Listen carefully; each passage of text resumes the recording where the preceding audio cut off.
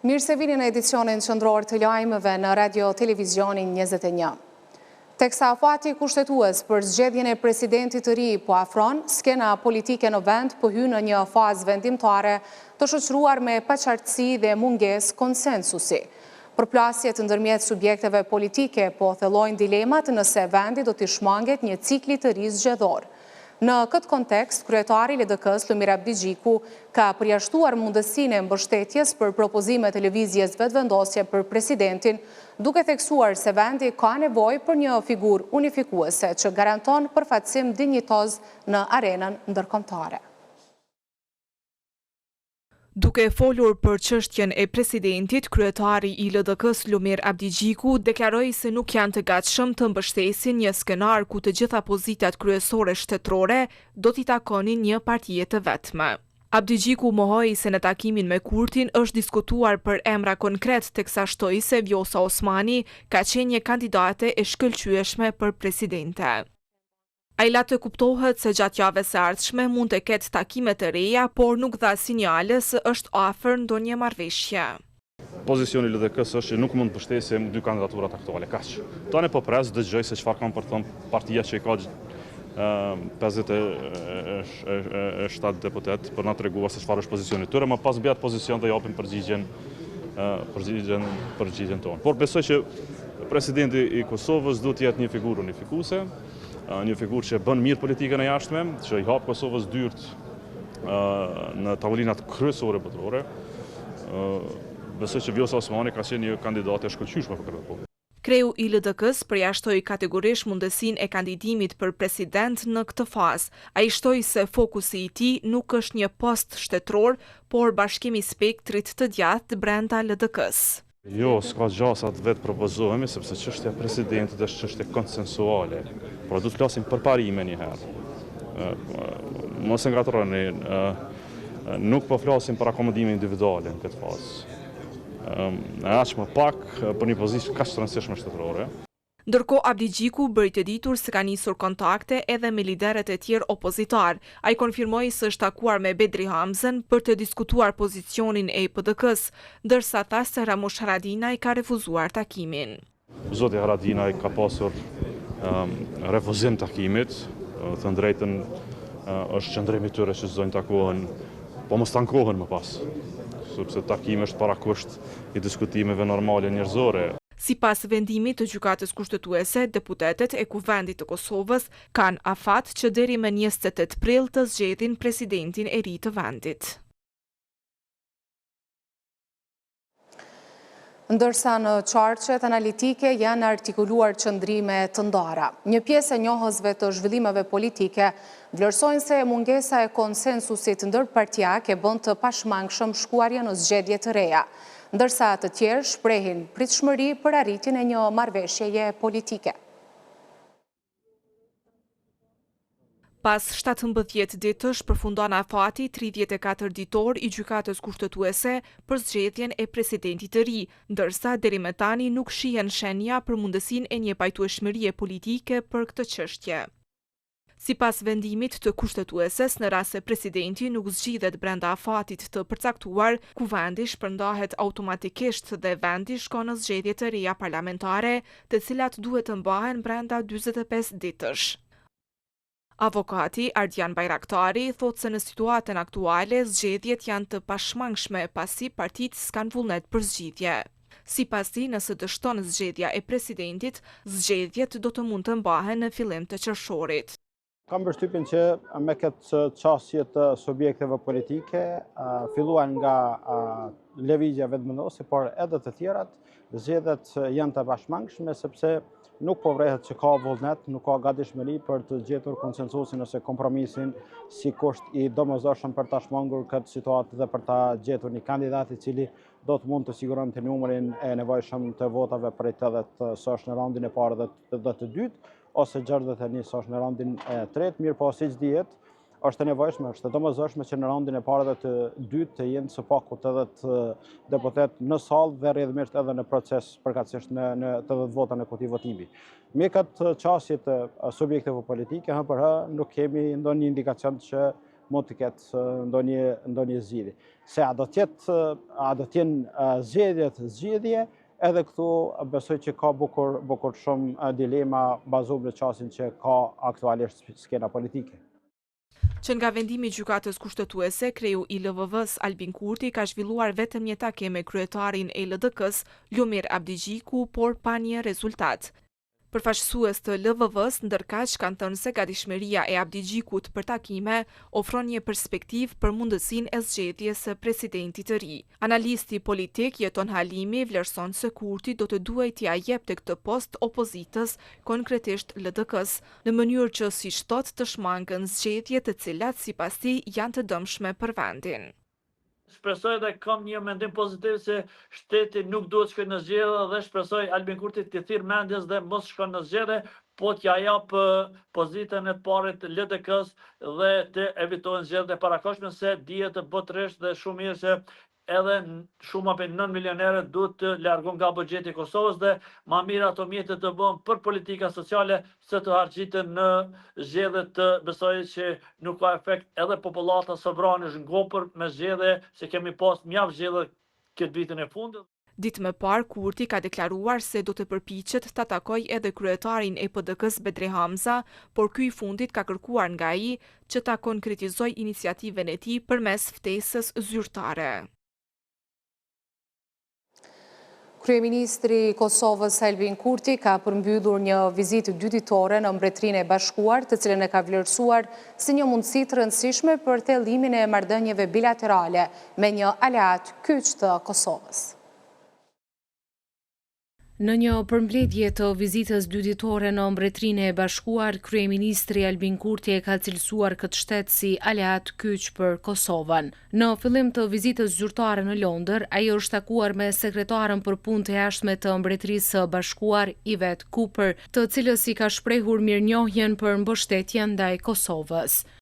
Në këtë takim shpreha mirënjohjen për mbështetjen e vazhdueshme të Mbretërisë së Bashkuar ndaj Kosovës, duke theksuar marrëdhëniet e shumëanshme dhe të qëndrueshme ndërmjet dy vendeve të ndërtuara mbi vlera të përbashkëta demokratike dhe për kushtim për sigurinë dhe prosperitetin. E cilësova Mbretërinë e Bashkuar si partner kyç strategjik dhe ritheksova angazhimin për thellim të mëtejmë të bashkëpunimit dypalësh.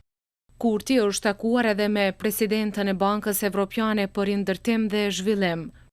Diskutuam vazhdimin e mbështetjes për sektorin privat në rritje dhe për projektet e infrastrukturës publike si energjia, uji dhe transporti publik. Vizita e Kurtit në Londër ka vijuar me pjesëmarrjen në një panel ku është diskutuar mbi shtetëndërtimin ekonomik dhe stabilitetin global. Më pas ai ka marrë pjesë në një darkë të organizuar nga ministri i shtetit për mbrojtje Lord Coker, ku është diskutuar bashkëpunimi në fushën e mbrojtjes dhe çështjet e sigurisë ndërkombëtare. Në ditën e dytë të vizitës, Kurti ka marrë pjesë në hapjen e London Defence Conference, ku ka diskutuar mbi sfidat globale të sigurisë dhe gatishmërisë, së bashku me përfaqësues të lartë ndërkombëtar nga fusha e mbrojtjes dhe politika. Po ashtu, Kurti ka zhvilluar një intervistë me drejtorin e konferencës, Lane Martin, ku ka folur për rrugtimin e Kosovës drejt Bashkimit Evropian dhe sfidat e sigurisë në rajon. Vizita është përmbyllur me një darkë me historianin dhe akademikun Sir Noel Malcolm, të cilin Kurti e ka vlerësuar si një ndër zërat më të rëndësishëm ndërkombëtar për historinë e Kosovës. Eurodeputeti austriak Thomas Waitz ka vlerësuar se Kosova ka bërë përparim të dukshëm në ndërtimin e institucionave demokratike dhe në proceset zgjedhore, duke theksuar se vendi mund të konsiderohej afër si kandidat kryesor për antarësim në Bashkimin Evropian. Ai deklaroi se kushtetuta e Kosovës është në përputhje të lartë me standardet evropiane. Duke folur për luftën kundër korrupsionit, ai theksoi se Kosova është në rrugë të mirë, por procesi mbetet sfidues. Sipas eurodeputetit, nëse Kosova do të trajtohej si një aplikante e zakonshme për antarësim në BE, ajo do të renditej ndër vendet më të avancuara. Megjithatë, ai theksoi se procesi i integrimit po pengohet nga faktor politik dhe mungesa e njohjes nga Serbia.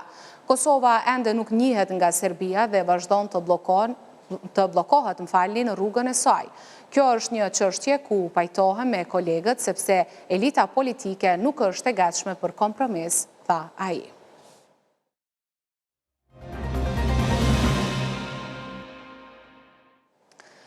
Zyra e Regulatorit e Energjisë ka propozuar që për këtë vit të mos ketë shtrejtim të energjisë elektrike. ZRE-ja bën të ditur se ka propozuar që të shmanget ndikimi i menjëhershëm dhe që kjo të shpërndahet në më shumë se një periudhë tarifore nëpërmjet një mekanizmi të profilizimit të kostove. Ky mekanizëm parashet që një pjesë e kostove të rritura të furnizimit të shpërndahet në më shumë se një periudhë tarifore me qëllim zbutjen e ndikimit në tarifa për një vit të vetëm. Ky trajtim nuk përfaqëson ulje reale të kostove, por një shpërndarje të tyre në kohë, duke kontribuar në stabilitetin e furnizimit dhe përballueshmërinë për konsumatorët. Pra, ZRE propozon që për këtë vit relevant tarifort mos ketë rritje të tarifave të energjisë elektrike për konsumatorët të shërbimit universal, thuhet në komunikat.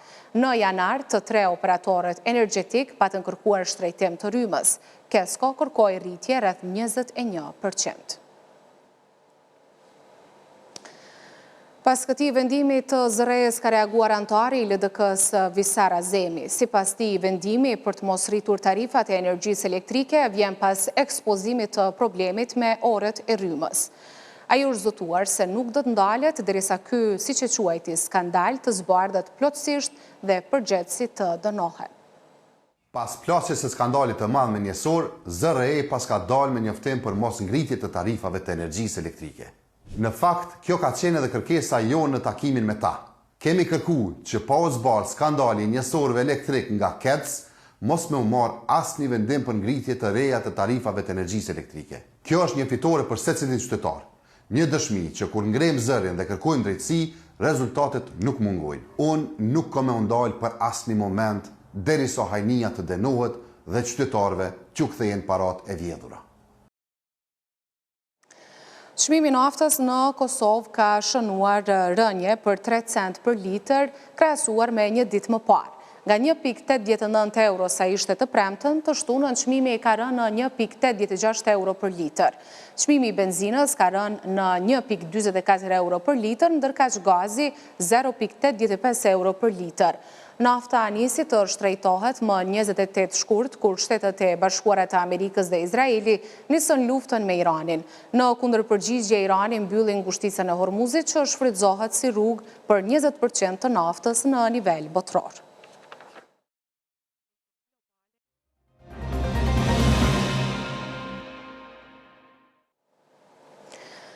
Në 27 vjetorin e rënjes heroike të komandantit Agim Ramadani, strategut të betejës së Kosharës, u mbajt akademi përkujtimore në nderim të tij dhe të gjithë dëshmorëve të kësaj beteje historike. Agim Ramadani, i njohur me novkën Katana, ishte një nga hartuesit kryesor të planit për thyerjen e kufirit në Koshare dhe bashkë me bashkëluftëtarët realizoi një nga momentet më simbolike dhe historike të luftës për liri. 27 vjet pas rënjes heroike të Agim Ramadanit, një prej figurave më të ndritura të luftës për liri, kujtimi për të dhe dëshmorët e Kosovës mbetet i gjallë dhe frymëzues. Në Prishtinë, në një akademi përkujtimore, u rikthye në vëmendje sakrifica që i dha drejtim historisë së Kosovës. Nënkryetari i Kuvendit të Kosovës, Ardian Gola, i cili foli në emër të ushtruesës së detyrës së presidentës Haxhiu, e cilësoi betejën e Kosharës si një moment kyç që ndryshoi jo vetëm realitetin fizik, por edhe atë shpirtëror të shqiptarëve. Ëndra jonë për deri nuk mori formë në libra, por në jetët e njerëzve, siç ishte jeta e komandant Katanës. Agim Ramadani ishte shpirt i madh të juës. Ai pikturonte, shkruante, mendonte ndryshe, ai e kuptoi herët që pritja nuk mjafton. Prandaj nuk e la këtë pyetje të mbetë në varg. Nuk e mbajti si dilemë poetike, por e ktheu në vendim dhe u kthye në vendlindje drejt një rreziku konkret. Drejt një lufte të pabarabartë ku, siç tregojnë bashkëluftëtarët e tij, nuk mjaftonte të ishte trim, duhej të ishe edhe strateg, edhe vizionar. Dhe këtë ai e bëri pa bujë, pa deklarime të mëdha, por me një thellësi që e dallon një njeri që e ka ndarë tashmë mendjen për ndarë fatën e tij me vendin. Ish komandanti i UÇK-s gjatë betejës së Kosharës, Anton Çuni e përshkroi Agim Ramadanin si figurë që përfaqësonte një kombinim të rrallë të disiplinës ushtarake dhe ndjeshmërisë artistike, duke konsideruar atë si një nga mendjet strategjike më të rëndësishme të operacionit në Koshare. Ai e dinte se liria nuk mbrohet vetëm me plumba, por edhe me kulturë dhe identitet. Brusha e tij pikturante peizazhet e Kosovës, ndërsa vargu i tij profetik na kujtonte se edhe vdekja është e bukur kur i detyrohesh lirisë. Djali i herojit Jeton Ramadani përcolli një mesazh të fuqishëm për unitet dhe përgjegjësi. Ai theksoi se sakrifica e dëshmorëve nuk përfundon me luftën, por vazhdon përmes përkushtimit të përditshëm për ndërtimin dhe mbrojtjen e shtetit, ashtu siç e ndërruan ata që dhanë gjithçka për lirinë. Për mu, ju jeni vazhdimi i tij. Sot Kosova ka nevojë për ju, për unitetin, për vendosmërinë, për dashurinë ndaj atë dhejut. Në emër të familjeve të dëshmorëve, ju lutem qëndroni bashkë, mos lejoni që sakrifica të zbehet. Ndërtoni shtetin ashtu siç e ndruan ata që dhanë gjithçka. Ata jetojnë në ne.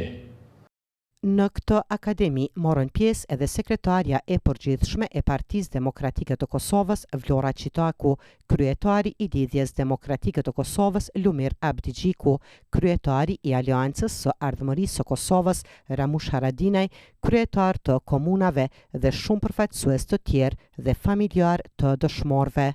Agim Ramadani nuk ishte vetëm një luftëtar i lirisë, por edhe shpirt krijues, i cili përmes vargjeve shprehu dashurinë për atë dheun dhe idealin për liri.